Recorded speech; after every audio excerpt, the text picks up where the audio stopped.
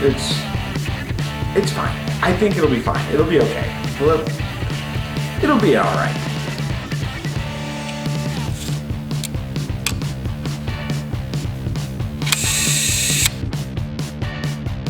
Hey, what's up you guys? Nick here. For those of you who are new to my channel, my name is Nick. I am a professional photographer. I've been shooting professionally for about 3 years. And for those of you who are returning, thank you guys again so much for checking out another video. Make sure you guys are subscribed and you have the bell notification on. So today, we're gonna do something a little bit different. I feel like it's gonna be kind of embarrassing and cringe-worthy. Let me kind of give you the premise of today's video. I had a friend go through my Instagram, my really early Instagram. So today we're gonna be reacting to and going through the 5 images they sent me from my first portfolio. I don't know what photos they picked yet. I'm a little bit worried because I've been meaning to clean house on Instagram. Those images have been on there for 2, maybe 3 years now. I jumped onto Instagram really late actually. I had a website and then I went to Instagram and it's fine. I think it'll be fine. It'll be okay. It'll be all right. Before we jump into that, let's talk about a little bit about portfolios. We'll do a video on creating your first portfolio and what to do in a portfolio, but portfolio essentially is your best work so that a potential client or customer will choose you as their photographer. It's your way of showing off, so you want to show off your best images. And 2-3 years ago, these were what I considered my best images. So let's go ahead and bring those up, and I will put those right here, which is why I'm over to the side of the frame instead of in my normal center place. Let's do this, you guys. Oh God, this one's still on Instagram.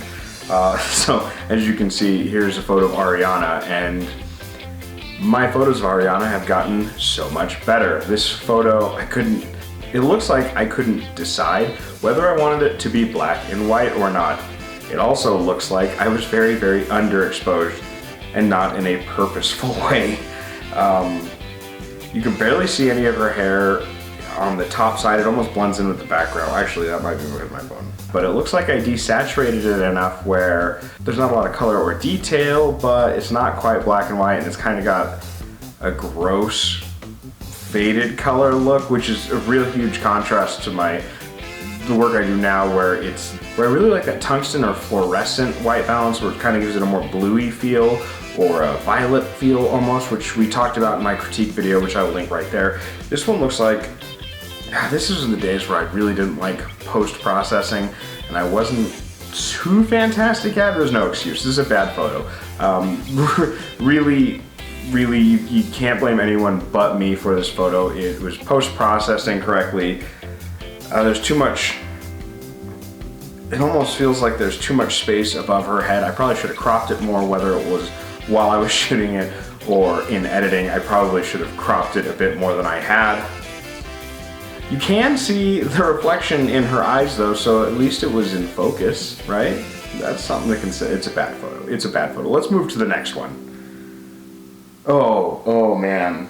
So here's another one of Ariana, and this was from my put it in black and white so people can't see your mistakes phase, I would call it. I think we've all had that phase.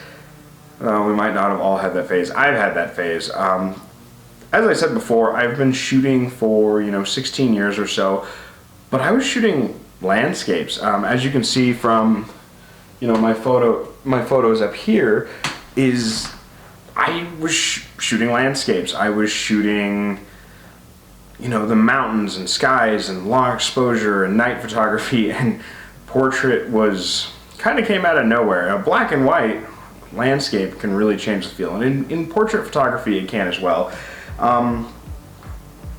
This photo, it actually is really clear. It is well focused, and it almost looks like it could be part of a horror movie, or it could be a really dramatic looking photo. I would like to say I did that on purpose at that time, but I don't think I did. Now, I can recreate this photo now, and I can do a really dramatic black and white, almost horror style photo shoot that would look similar to this, but I would be doing it on purpose. This I don't think I did this one on purpose, and I don't think at that time I could have recreated this one if I wanted to. I remember that night we were shooting with a theater spotlight with a Fresnel lens, like the big spotlights. I wanted really dramatic lighting, I kept telling myself.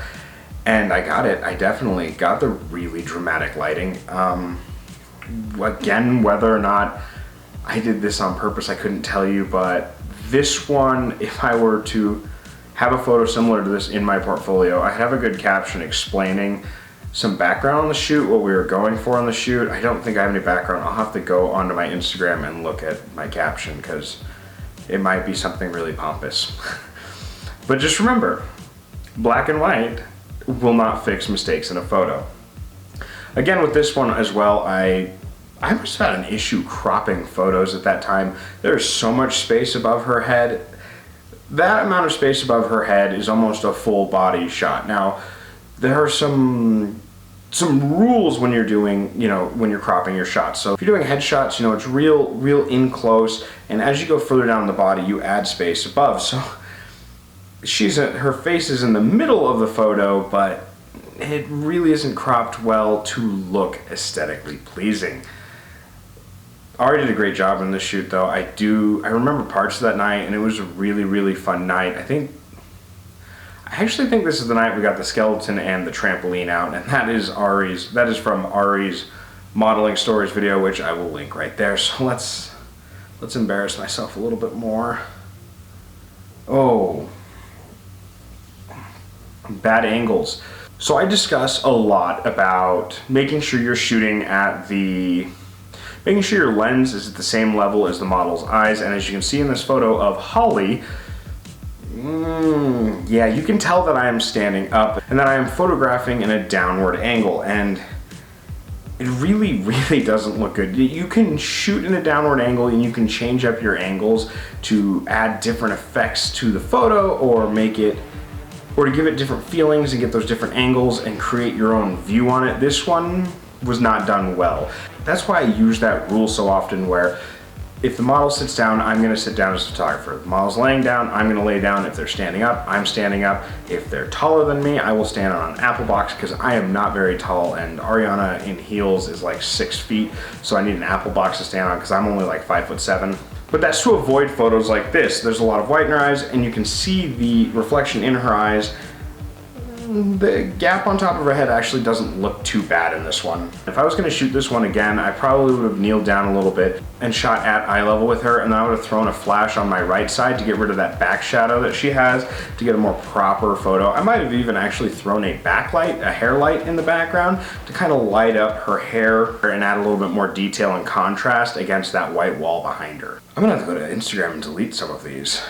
I'm gonna have to go through all of my portfolios and make sure there's none of these photos still on it, because I'm not really proud of these at this point. I think that's part of being an artist, is looking back at your work and seeing how much you've grown, how much you've evolved as a photographer or a painter or a writer or someone who draws or anything along those lines in your art as you grow and you improve. I think it's really important to look back at those old pieces, even if it's cringy and embarrassing and you're sharing it with all 84 of your normal viewers on YouTube. So let's move to that fourth photo, you guys.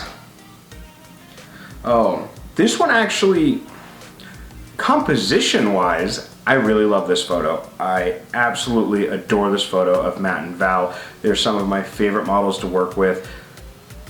And this one, again, this one was shot on a spiral staircase using the Fresnel lens on the theater light. And like I said before, the composition is good, the pose is good. The eyes look very sharp and clear. The problem with this photo is I thought I'd be cool and have selective coloring where her lipstick was still red. But if you look really close at Matt, I did it wrong. So Matt looks a little bit pink in the face. Valerie's arm looks a little bit red, and Matt's fingers look a little bit pink, and his nose is almost glowing red. I'm gonna actually re-edit this photo, and I'm gonna just make it straight black and white. So I'm gonna snap my fingers real quick, and that photo will be fixed. Much better. This photo I would actually use in my portfolio now, and what we were going for in the photo we gotta snap back to the old one because we're making fun of my work. There, back to embarrassing. With this photo, we're going for a noir look where you have the really, really harsh lighting and the long shadows, and it's very contrasty. And I succeeded in this with this one. On this one, I did that on purpose. The one before with Ariana, I would like to say that I did it on purpose, but I'm pretty sure that I did not. But this one I would still actually use in my portfolio now that I have cleaned it up, edited it, and made it straight black and white without the selective coloring, so that way Matt's skin isn't glowing red and Valerie's skin isn't glowing pink, and her lips are a proper shade of gray like the black and white photo should have been. So last one, you guys. Oh, yeah. There's all kinds going on in this photo. This is a photo of Stephanie, actually, and this is the first shoot I did as Shayla's assistant, her photography assistant. We actually shot it in the South Platte River for Goth-esque magazine. Shayla was doing a shoot for their like pagan goddess shoot or something along those lines. And I'm gonna link Shayla's information down below because I want you guys to see her version of this because it looks absolutely amazing. But let's critique my work. So first and foremost is her eyes are white. That wasn't done on purpose. She was actually looking back at Shayla, so her eyes are over. I took the shot and I still edited it and still uploaded it, even though all I got was the whites of her eye. And it absolutely looks terrible. It really, really looks terrible. I would not use it in a portfolio right now. Now the bokeh effect in the background looks really good. It's a little bit too bright for my taste. I'd actually probably try to throw this one in tungsten or fluorescent if I were to do it again and make sure I got a shot where she was actually looking at me. I actually talked to Stephanie about this shoot when I sent the photos to her to give me critique, because one thing I've learned as a photographer is at one point in time I considered this a portfolio piece. So it's good to get feedback from others. It's good to get that second opinion. It's good to get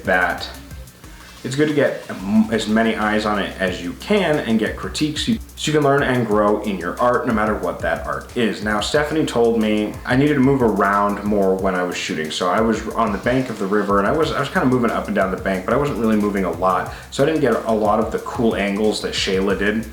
And then another issue was I wasn't giving any direction. And we've discussed that several times now, where I am still working on it, but I've gotten a lot better at giving direction. Finding my voice in the studio or at a shoot, that way I can give directions and get better photos or get the model's attention. So I can get those clear photos of their eyes, I can get the right poses, I can get the right views. As you can tell from this one, at the correct angle with her looking, this could have been a really, really stunning shot, but it's not.